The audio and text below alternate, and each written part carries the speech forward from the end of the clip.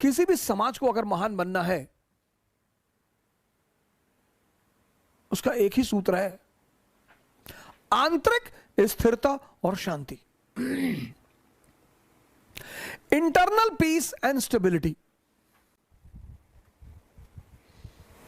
इसलिए जो बहुत समझदार मां बाप है, मिडिल क्लास मां बाप यूपी बिहार में, उन्होंने अपने बच्चों को बाहर भेज दिया, चाहे खेत बेचना पड़े, क्योंकि वो जानते हैं कि अगर वो वहां घर पे रहेंगे, सामंतवादी इलाके हैं ये,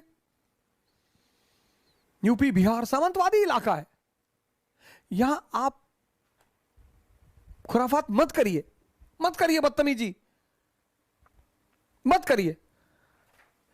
यूपी और बिहार में आप दो ही शर्तों पे रह सकते हैं, या तो आपके घर में एक अच्छा सा अपराधी है, 4-5 लोगों का सर काट के लाया है, तो आप आराम से रहेंगे, सुकून से रहेंगे, या आपके घर में कोई सिविल सर्वेंट है या नेता है अच्छे स्तर का, वरना आप नहीं रह पाएंगे।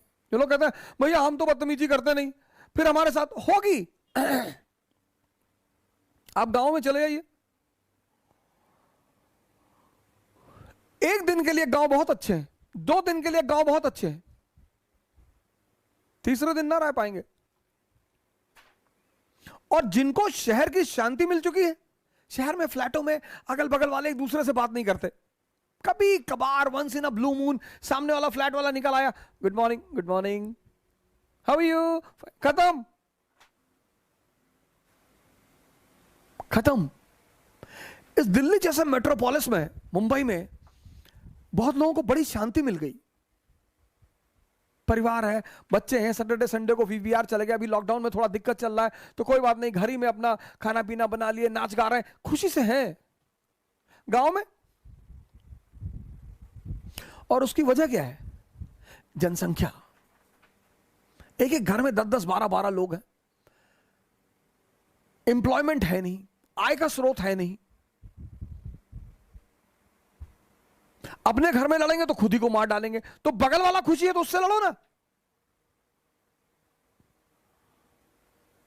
बहुत चुनौतीपूर्ण है इस वक्त इन स्टेटों में सरवाइव करना। वैसे तो सारी जगह चुनौतीपूर्ण है, यहां परसेंटेज ज्यादा है। यूपी में किसी की 1 इंच जमीन लेके देखिए, और यूपी की जमीन गंगा द्वाब की, पूर्वांचल इतनी फर्टाइल जमीन, इतनी, लोहा फेंको AK-47 बाहर निकले। आज भी तुम्हारे पास अगर गांव में 2 एकड़ जमीन है ना, 2, और घर के सामने एक ट्रैक्टर है और बुलेट रखे हो तुम, उस पे लिखा है महाकाल,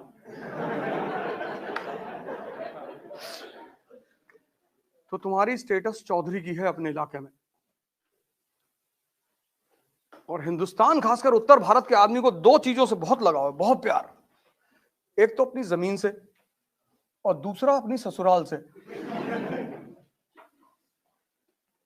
वो शिखर धवन खेल रहा था ना ऑस्ट्रेलिया में, मारा जा रहा था उठा उठा के मेलबोर्न में, ऑस्ट्रेलिया से बोला कि तो क्या हो गया यार, उसकी ससुराल है मेलबोर्न में, उसकी वाइफ आई हुई थी, और वाइफ के साथ उसकी दोस्तें आई हुई थी, सालियां आई हुई थी, और वो चिल्लाने लगी स्टेडियम में, जीजू ये मार लो उठा उठा के की। ऑस्ट्रेलिया वालों ने कहा भाई साहब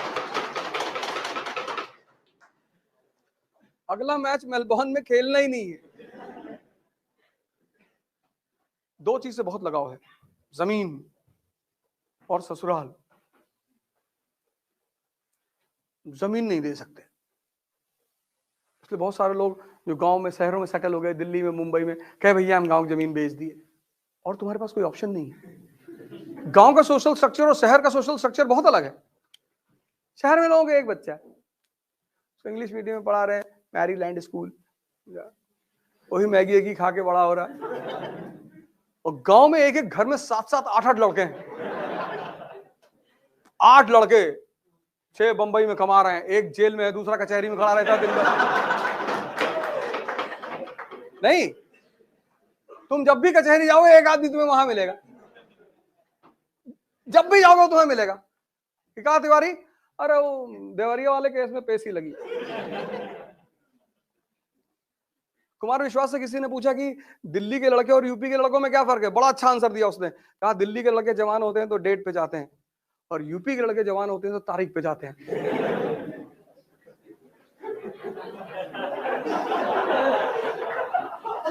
कुमार विश्वास ने बताया था कि दिल्ली में जो लड़के जवान होते हैं वो डेट पे जाते हैं और यूपी में लड़के जवान होते हैं तारीख पे। क्यों, देवरिया वाला जो कांड हुआ था, सर काट लाए, हाँ सर काट लाए।